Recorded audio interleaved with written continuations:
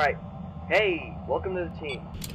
Let me give you a rundown. I'm recording this pre-recorded message to help you get a feel for the place, and I actually have no idea what it's actually like to work the security job, but I was given a few things to tell you about by the higher-ups. Listen, I need to make money somehow. So, you are going to listen to me ramble, and if you really don't want my advice, just go ahead and mute the call, but I'd advise otherwise. Alright. Let's see. So first there's an introductory greeting from the company that I am contractually obligated to read out. Yeah, kind of a legal thing, you know. So welcome to the team. This is a magical place for kids and grown-ups alike, where fantasy and fun comes to life.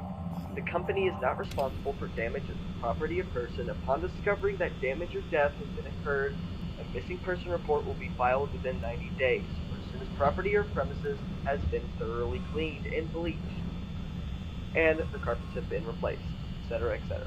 Now, it sounds bad, I know, but there's genuinely nothing to worry about. This is usually for technical issues, for jobs like mechanics and stuff. So unless you're in the back messing around with stuff you're not supposed to, you should be fine. Now, let's see. So, the animatronics here do tend to wander a bit. Honestly, I don't blame them. If I was forced to sit on that stage 24/7 and I never got to stretch my legs even a bit, I'd be a bit irritable at night too. Either way, remember these characters hold a special place in the hearts of children, and we need to show them a little respect, right? Good. No, but seriously, the movements are because of the fact they have some kind of free roaming mode. Something about their servos locking up or whatever when they get turned off for too long. So I mean, I wasn't too far off. They apparently used to be able to walk around during the day too, but yeah, let's not get into that. But that doesn't matter. Let's worry about your safety.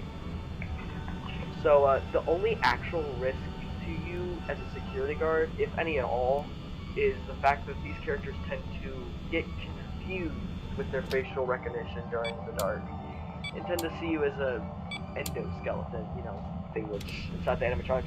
Point is, they are programmed to enforce a role in which all endoskeletons must be wearing a costume, so not to ruin the magic. Yeah, getting an AI to put endoskeletons back into their costumes seems stupid to me too, but don't worry. And so they would try to forcefully shove you within an animatronic costume.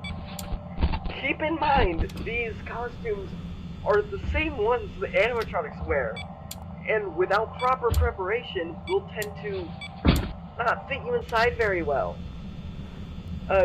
Realistically, the only part of you that will even see the light of day is your eyes popping out of its socket. Yeah, I don't know why they don't tell you these things when you send in your application. But, hey, at least the pay's not horrible. But this should be easy. I believe in you. Oh, and I almost forgot.